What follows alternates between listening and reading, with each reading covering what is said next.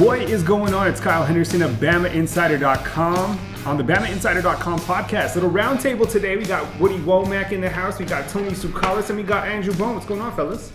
Oh man, great to be here. It's so exciting. The excitement.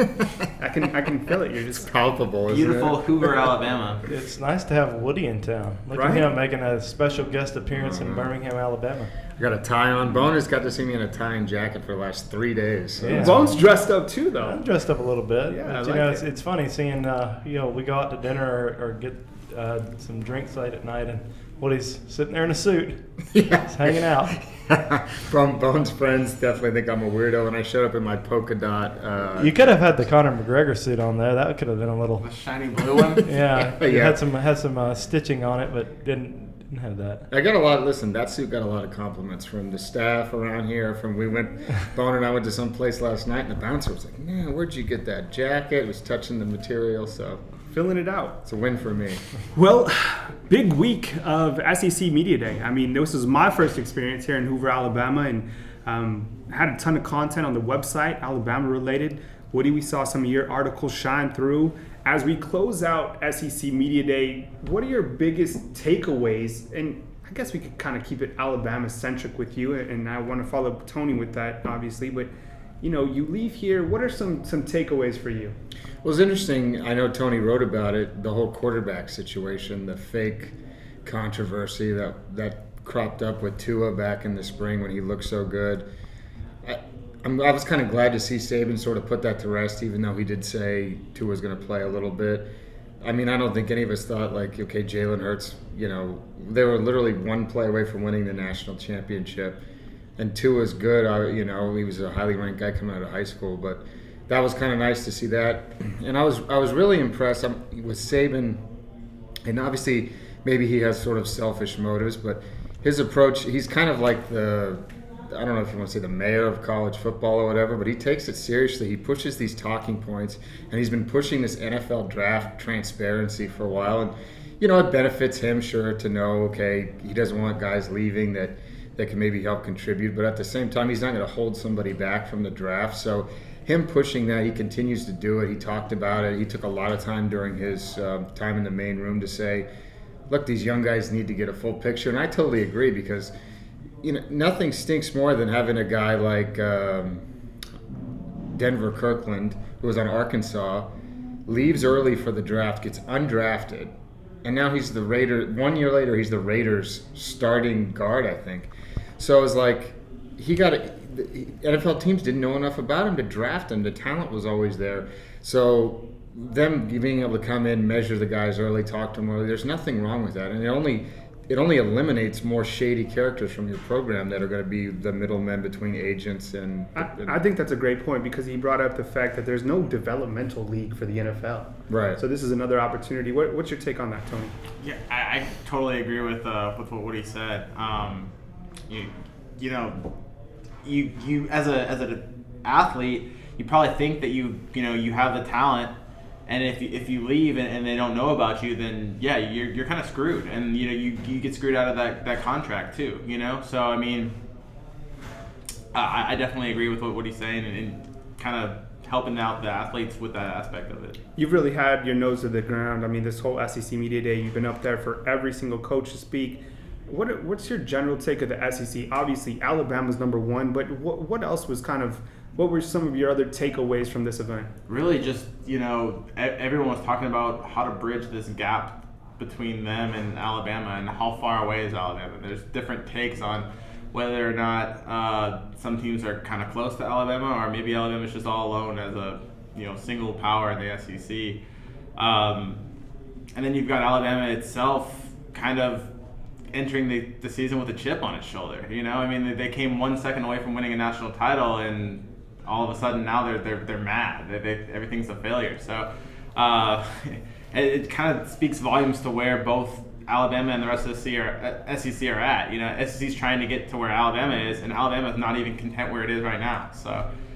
Did you think it was interesting that every reporter was trying to ask the other players and coaches, what do you need to close the gap? Because you had Alabama spinning it as, we're not going to waste a failure or whatever Saban said. But then every report, it seemed like people were hammering that storyline. Did you notice that? Yeah, I noticed that a lot. And the funny thing is, Minka Fitzpatrick, the Alabama defensive back, they basically told him that, every single reporter is asking coaches, how do you beat Alabama? And Minka turned to the reporter and said, well, how are they supposed to answer it? They haven't beaten Alabama. Exactly.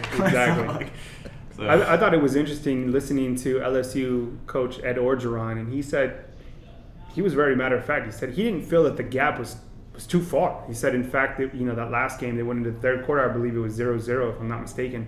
He also mentioned this, Bone. He said that they got to recruit on the same level as Alabama. These two teams are talk about, I guess, LSU and Alabama and the whole backstory to that recruiting battle. Yeah, and Woody would know a lot about the recruiting side as well. But, you look at the schools in the SEC, and I kind of look at Alabama, LSU, Florida, and Georgia. Now, those schools are recruiting at an elite level every single year. Regardless of who the coach is, they're able to sign top guys. And probably the closest in terms of talent anywhere in the SEC is going to be LSU.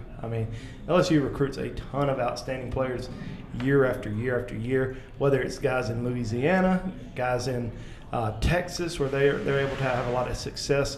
They have success in the state of Florida, getting top guys from Florida just about every single year.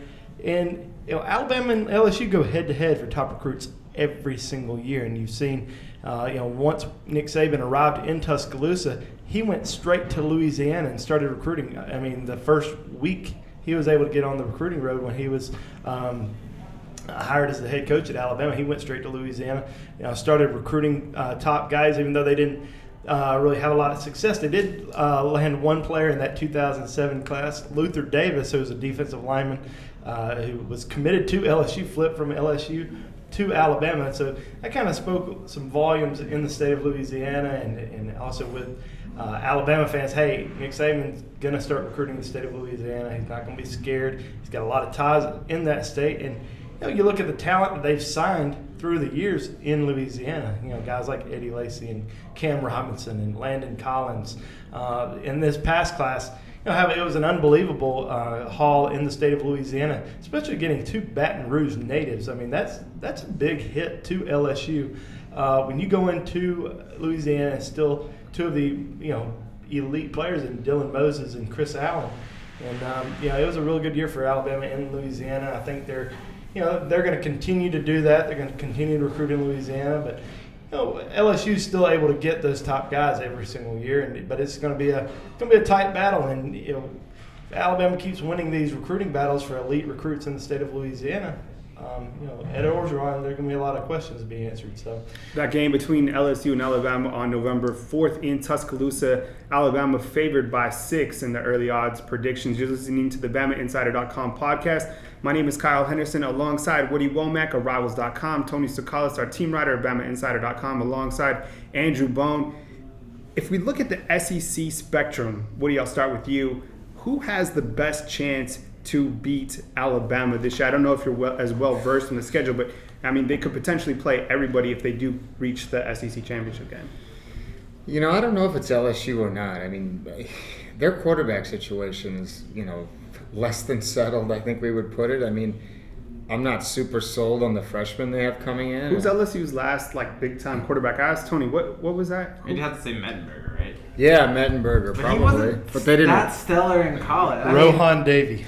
Yes, Rohan Davey. I saw Rohan Davey when I was down at LSU, and we have similar physiques right now. I'll put it that way. Demarcus Russell would be the last one. Demarcus Russell, Matt Flynn. Yeah, but he was saying Mettenberger was after that, I think, right? Probably. Yeah, Mettenberger wasn't. I don't remember Mettenberger being really elite in college. Right, he was okay. He was good. He was a good quarterback. He didn't beat Alabama. I'm trying to think. Who are the crossover? They play Tennessee every year. Who's their second crossover game this year? Do we know off the top of our heads? No, they play Florida. Oh, okay. They play Florida sometimes. They're not this year. They play Florida next year, don't they? Yeah, correct. They don't play Florida. Florida's not on the schedule this year, but they do have a stretch where they go LSU, Tennessee, and then they have Auburn to finish off, and then they also have Ole Miss. Wait, Alabama. Wait, How, did you how say- come everyone looks confused right now? I don't I think you just said that LSU was playing LSU. No, No, Well, Alabama. I mean, Alabama. So- Okay. Yeah, that's- Alabama LSU doesn't comes- have Florida this year. That's Yeah, what we're yeah. trying to figure That's- out. Well, so I'm sorry, my bad. My goodness, everybody, the looks on everyone's Well, faces listen, around this table. it's been a long week. So. I thought you were having an LSU versus LSU game. And I'm like, there's definitely not going to be a quarterback on one of those teams. Now we know why Tony doesn't answer any questions for his team at trivia night, as he told us before the show There you go. started. But I don't know who. It's hard for me to see in my mind right now Alabama losing to anyone in the SEC. And I know that sounds stupid because they'll probably lose a game, but maybe it's the Florida State game right out of the get-go. There's so many after sitting here all week and just listening to these quarterbacks situations at every school. So many Auburn, Stidham's going to be the guy, but they won't say it. LSU doesn't have a quarterback. Florida doesn't have a quarterback. Tennessee doesn't have a quarterback.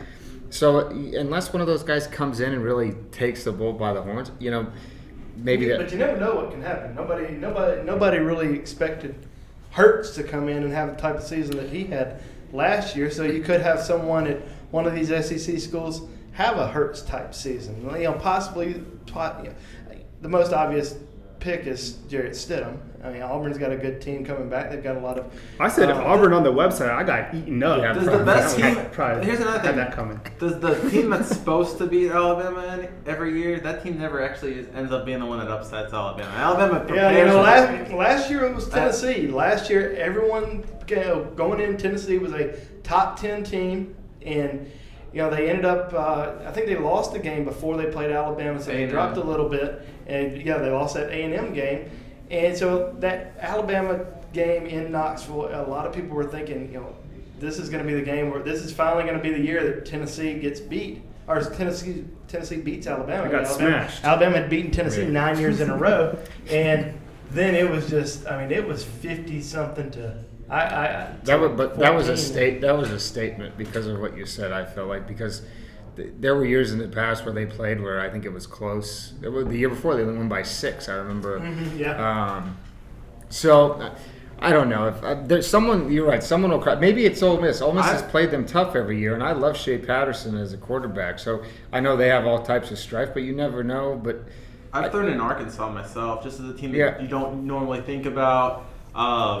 A good quarterback and a passing attack that's kind of gave Alabama a lot of trouble last season game. So I just think when I look at a team like Arkansas, they come to Tuscaloosa, and they haven't beaten Alabama since 2006. I think in the last couple times they've been trashed. Ole Miss also coming to Tuscaloosa after Ole Miss beating Alabama the last time in Tuscaloosa.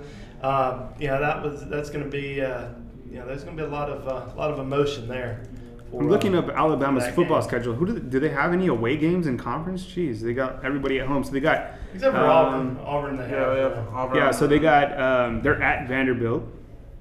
They're at Texas A&M. What do you guys think about that one? I mean, That's a tough place to play, but I don't know about Texas A&M. But I don't think they have the talent really to match up with Alabama. and then they're Losing too at much. Mississippi State, and then at Auburn. So those are your games for away conference. Mississippi State. It's always been a tough game for Alabama. Even when there have been some years that Mississippi State played Alabama very, very tough, and with Nick Fitzgerald being an outstanding quarterback, he's one of those type of quarterbacks that playing at home can give Alabama could give them some fits. So we'll have to see. And Alabama's got to stay injury free. I mean that's going to be a big deal for them throughout the entire season. I mean, you don't know what's going to happen during the season if they lose a big time player. It could hurt them going on the road in the SEC, especially that final game against Auburn. I mean, Alabama really needs to win. Win every game. They can't afford. A lot of people keep saying, well, they can afford a loss to Florida State. Well, you can afford a loss to Florida State, but you better not lose another game. You can't lose a single game the rest of the season if you lose that game to Florida State. And how hard is it to run the table in the SEC 2 years in a row? I mean, and basically 3 years in a row, barring one loss to Ole Miss. Yeah, 8-0, that's- 7-1, 7-1. That's a lot to ask. I mean, does Alabama have the capability to do that? Sure, but it's just things like that don't usually happen. There's usually a mistake. There's usually a game where you just don't bring your A game. And that can happen any game. But the good thing for Alabama though is they lost the national championship. I mean, you don't want to say that that's a good thing, but they're not going into the season thinking, "Oh, we're invincible." They're going into the season with a chip on their shoulder. They want to make, even though they won every single game last season, except they lost the last one, and that's what they're thinking of. They lost that last game. They don't want to go into the season losing 2 games in a row, especially to 2 ACC teams. A lot of people think that the top teams in the ACC may be better than the top teams in the SEC now. Well, Alabama wants to kind of go in and make a statement and say, hey, no, they're not. And there's a lot of talent on that Florida State team. There's a lot of people saying, they may be the number 2 team in the country. They may be the number 1 team in the country. Alabama, a lot of people think they are the number 1 team in the country going into the season, but there's still a lot of questions about that team. And you've got some new coaches on the staff with a new OC, a new wide receivers coach, and a new tight end special teams coach. So you got a lot of new talent. Plus, a lot of people don't maybe think about this, but you're also getting a new kicker. I mean, kicking is obviously a huge part of the game, and Adam Griffith's gone, and you have Joseph Bullivus coming in as a kicker, and he's got to be ready to play. I mean, he's a true freshman. They're going to be counting on him to be the starting kicker for the Tide from the very beginning. You're listening to the BamaInsider.com podcast. Be sure and subscribe to any of our future or past shows by simply going on to Google or iTunes and searching the BamaInsider.com podcast. Be sure and check out all our coverage on BamaInsider.com alongside with Rivals.com. And we're bringing it to you from Hoover, Alabama on the last day of SEC Media Day. My name is Kyle Henderson. We're doing a roundtable session to close out SEC Media Day alongside Woody Womack, Tony Tsoukalas, and Andrew Bone, who brings it to you on the recruiting front. Woody, you posted some interesting notes on the website today, BamaInsider.com, and it was key quotes. I like how you broke it up as key quotes regarding some of these freshmen that are incoming from Alabama's phenomenal class of 2017. Out of any of these freshman guys, coming in, I mean, what's your take on some of these guys and how they might have an impact? I mean, it might be a tough question because we don't know exactly how much playing time they're going to get, but from outside, from listening to these, upperclassmen talk about some of these younger guys, what's your assessment? Yeah, I think, Jerry Judy's the guy to watch. I mean, we saw him in the spring game just look ridiculous. And a lot of people might not, I was surprised the question didn't come up, and maybe it's because I'm so into recruiting, I know, but at one point when Ridley was a senior in high school, him and Judy were on the same team together. It was the 2 Ridley brothers and Judy. So, you can imagine that. His brother plays at Georgia. Talk about that for a high school receiving corps. So what Judy did during the spring game blew my mind. I mean, right. I just posted a kind of like a throwback tweet today. And, I mean, he went off. And you could totally see, you can obviously, those 5 stars, they really separate themselves. And he's someone that really emulated what a 5-star is during the spring game. I mean, just really taking over, making those plays. And I just think that, the sky's the limit for someone like him. Right, it's going to be tough to keep him off the field. I know they have a bunch of former. This is Alabama. Yeah. He's doing this as an early enrollee. Right. Yeah, that's a few months after, he's supposed to be at prom or whatever. Everyone talks about Jake Bentley, who, by the way, I'm sure the South Carolina fans don't like this. Jake Bentley was already a year older than he was supposed to be. So everyone's like, the whole storyline was, oh, he's supposed to still be in high school. But actually, he wasn't supposed to be in high school since he redshirted a 1 year long way. You know what I mean? So it's kind of a weird storyline. But Judy is, I believe, the correct age there that he should be first grade, and he came in and quickly dominated. So I like him. I think Najee's going to see some playing time, even though they're stacked at running back. And Leatherwood, I think, is the guy that I would really keep an eye on because we've seen Saban's not afraid to throw young offensive linemen in there, and he was truly dominant. God, I love Leatherwood. He's so mean. He hates everyone. He definitely hates me. I can attest to that. So. I like people like that who just despise me. And that's how you got to be as a lineman. You just got to get. Yeah, you just got to not care. You got to just, he just goes out there and works. Whenever we saw him at camps or the Under Armour All-America game, he just hated everyone. And he's just he finished plays. And, Alabama's had some great offensive linemen. Some guys have taken a few years to develop, but those guys that we've seen that have come in and just If time is made infinite, immediate impact. why is right there away. never enough of it? They kind of end up being your leaders of your program, and you can kind of see him being 3 years down the road, 2 years down the road, that alpha dog on the offensive line who's not going to put up with any crap, who's going to make sure the guys are working hard, and I think he's going to be one of those guys who's going to be an elite player. How about immediately though with him? I mean, let's say he has a good fall camp, has a productive fall camp and earns that starting spot. Do you see him being able to do both the right guard and the right tackle, or where do you see him fitting more if he were to earn one of those two spots? Well, it's going to be interesting to see what happens this fall because you heard Nick Saban say the other day, Alabama has 4 really good offensive linemen who can play winning football in the SEC, and they have another 5 or 6 guys who are really good. They just got to figure out which one's going to be the best for that right guard, for that right tackle position. I see him more as a right tackle in my opinion. I think that's the position he's going to play. That's where DJ Fluker played, and I think a big, strong guy like Leatherwood can do some real damage there. I think I really like Jonah Williams being over on that left side. And Jonah Williams and Alex Leatherwood as your bookends for the next few years are going to be good. Pretty impressive. And I think Alabama likes Lester Cotton at that guard position a little bit more than they like him at the tackle position. I know they can play him at both, but it seems like they like him at the right guard. And they recruited a really, really good offensive line class. I mean, you have Jedrick Wills, who's a 5-star, who's also coming in. You could possibly plug him in at one of the guard positions down the road, or possibly even this year. But I think he's going to be an outstanding football player. You got some really good offensive linemen and a lot of talent, and they're going to find out once fall camp hits in a few weeks. They'll figure out who's going to be the best one of the bunch. Maybe the possibility of 2 true freshmen starting on an offensive line. I don't know if Alabama fans are ready to hear that yet, but I don't think Alabama fans are ready for that, just because they know the talent that has been recruited. It's not like you're at some other SEC school or maybe even a school outside the SEC that doesn't recruit 5-stars too often. Alabama recruits these elite players every year, and possibly at another school you could easily see 2 5-stars starting on the offensive line. But at Alabama, it's very seldom that you see a freshman starting on the offensive line.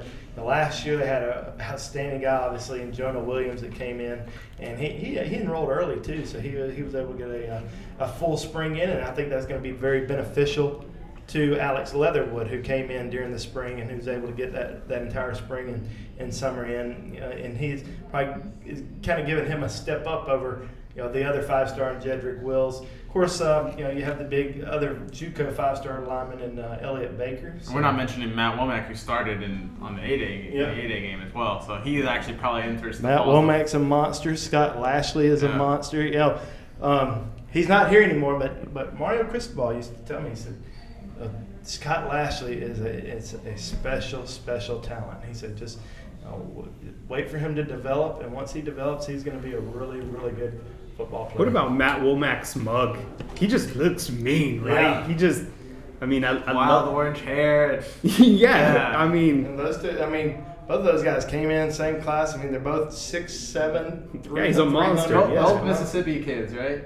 I believe so. Both Mississippi State, because Matt Womack was committed to LSU for a while, and then he started visiting. There's another one that Alabama and LSU kind of went toe for toe for, and nobody really knew Matt Womack a lot. He committed pretty early to LSU, and then went to Alabama's camp during the summer. Ended up picking up an offer from Alabama at the camp and flipped his commitment during the season. So a lot of people didn't really know a lot about him, but I know the Alabama coaching staff was really, really impressed with him, and of course getting those 2 big guys and trying to figure out which one or both of them. And then one more possibility, Deontay Brown, if he can control his weight, put him at that right guard position, then you move Lester Cotton give over him to some right tackle or something incentive like bonus for keeping underweight, like Lacey, right? Hey, it seemed to work with Eddie Lacey in the NFL. So.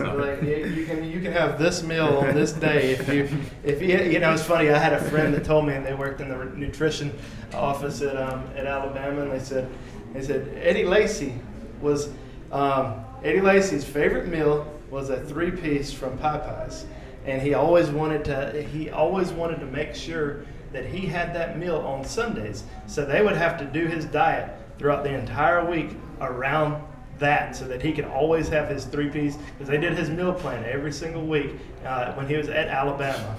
And so he was always able to, and I think once he left Alabama, he didn't have those meal plans anymore. So he started eating more. He probably started eating more fried chicken. He probably turned Sunday into Monday through Friday, right? So he's probably, I don't know how many Popeyes they have up in Green Bay, but I'm sure he could probably find a good fried chicken. There's a place Popeyes everywhere. You can find them. You can dig them out, sniff them out. But that was his thing. He always wanted that. So if they can get Deontay Brown, and some of these other guys who have some weight issues coming in. Deron Payne, a lot of people forget. Deron Payne was very overweight coming into college. He was about 340 pounds, wow. if not a little bit bigger. He may have been 350, and I know that some people actually, we didn't, because me personally, I had a lot of belief in him as being an elite player, and I think Mike Farrell and those guys at Rivals had that same feeling because we were able to see him at different camps. But he dropped in several different rankings. He wasn't a 5-star in some places. We kept him as a 5-star.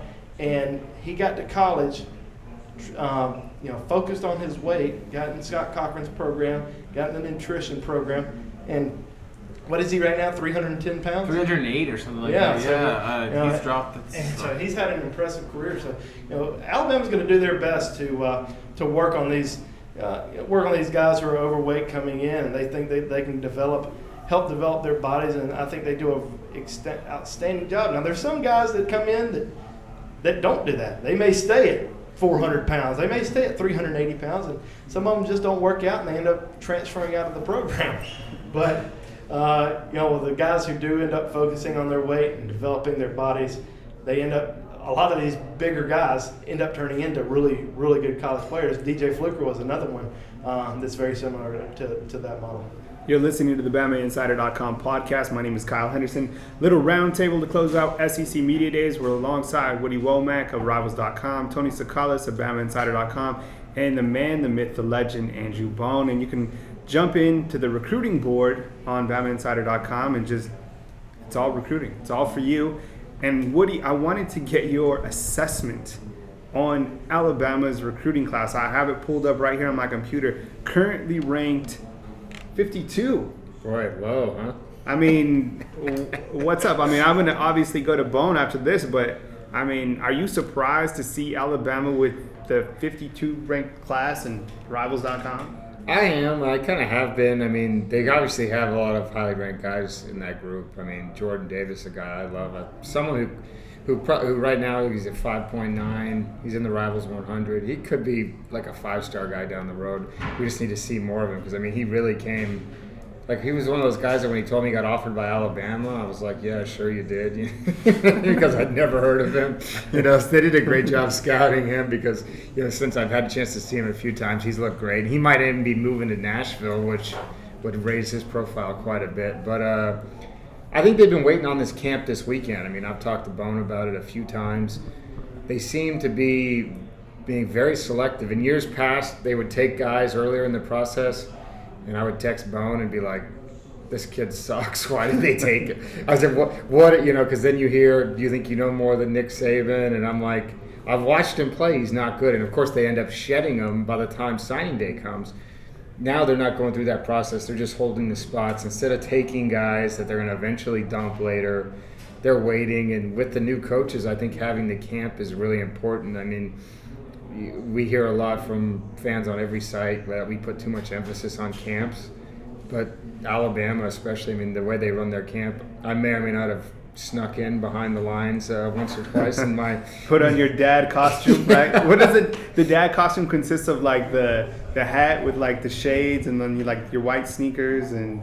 Yeah, not much different than Bones every day outfit. Right, yeah. But they don't, the way they run the camp, though, is very methodical. I'm too high profile to sneak in there now, but in my earlier days, it was easy I could walk around just like a parent or an older brother or whatever. So I think a Bone could say more likely to me, but if they get 5 commits over the next week, I wouldn't be shocked. I mean, Bone, what do you think? No, that's kind of what I'm thinking is going to happen. They have their camp coming up this weekend. It begins on Sunday, but It goes until Sunday. It goes from Sunday until Tuesday. I don't know if any commitments are going to happen between Sunday and Tuesday at all. But come next Friday. When we're all out of town, that's when Kyle's gonna be out of the country, man. The last time Alabama hadn't had a commitment in 142 days. We had taken over BamaInsider.com. We're all fired up to get the site going. 142 days, nothing. No recruiting news, nothing. Bones killing himself, trying to get the updates posted. This dude gets on an airplane. We're flying him out to Rivals Challenge. Yeah. He's in the air. Commitment out of the blue sky. So you have Kyle Henderson covering recruiting, and that's how it works, man. I mean, it's just clear blue sky. Kyle's We gonna have leave the country, and we're gonna get 5 commitments. Yeah, I'm leaving the country too. Yeah. So there you go. Great. 2 guys out of the country. Woody Womack, you've just been You're down. you're now part of the next Bama. You're on commitment watch. But like I was saying, Sunday through Tuesday, you may not see a single commitment happen. Come Friday, the Champions Cookout. Alabama did this last year. Alabama's never really been that school that have done these, like, Would you call it a gimmick? you can say gimmick. It works. A lot of schools have a lot of success doing it. Florida, does their Friday Night Lights camp. USC does their Rising Stars camp. Auburn's always done their Big Cat weekend. And Alabama decided about a year ago to start the Champions Cookout. And, really just to only invite about 30 to 40, 50 guys to this event. Usually you have about 25 to 30 guys show up. About 30 of them showed up last year to the event. And I think 19 of them, those guys signed with Alabama. So it was pretty impressive, the haul that they had last year from that Champions Cookout. They're going to have a lot of top guys that are going to be there this next week, a week from Friday. It's just a one-day event. It's just an unofficial visit for all these guys. There is one guy who is going to be in town for the entire weekend on an official visit, and that's Dominic Anderson, junior college tight end, elite player. I love his film. He's He's out of Yuma, right? Out of Yuma, Arizona, yeah. So is he at the community college out there in Yuma? Yeah. You know what? Arizona I Western. believe they're the Yuma Criminals. Isn't that their mascot? I'm pretty shit. sure. I Is think it? it might be, yeah. I'm gonna Well, check that it wouldn't out. be, some of these junior college rosters. I was it's gonna say, not perfect quite- name for a JUCO school. Yeah, it's not far from the truth. It's going to be an interesting group of guys who are going to be in town because a lot of Oh, those that's the high guys. school. That's the high school. Is it? Yeah, the Yuma, which is even more brutal. Yeah. Come on, Yuma. But Anderson's going to be in town. He's also announcing a decision on August the 1st. So potentially get him on board. There's a lot of other guys who are going to be in Tuscaloosa. Name a couple other guys coming to this barbecue. Well, staying at tight end, Luke Ford is expected to return for the second time this summer. One of the best tight ends in the country out of Illinois. You have some top in-state guys: Justin Ross, Cornus Miller, Andrus Fox, Jalen Armour Davis. Big time guys. So you got some big time Yeah. guys. Plus from out of state, they're going to have Jalen Waddell, the Rivals 100 receiver out of Texas, is expected. Nick Petit Ferrer. I don't know how you say You got it. I think that's how you say it. Close enough. One of the best offensive linemen in the country. He's played on both sides of the ball. Alabama considers him a premier target in this year's recruiting class. He is expected to be in town. Bobby Brown, the four-star defensive lineman out of Texas, who really tore it up at Alabama's camp back in June, expected back in town. You're going to see some more Utah guys that are going to be back. Cameron Latou, Panay Sewell, both of those guys leaning towards Alabama, in my opinion. We could see both those guys on Alabama's commitment list by next week. J.J. Peterson, one of the top outside linebackers in the country. Maybe not going to be at the cookout, but expected to be back in Tuscaloosa at some point next week. So kind of watch out for him.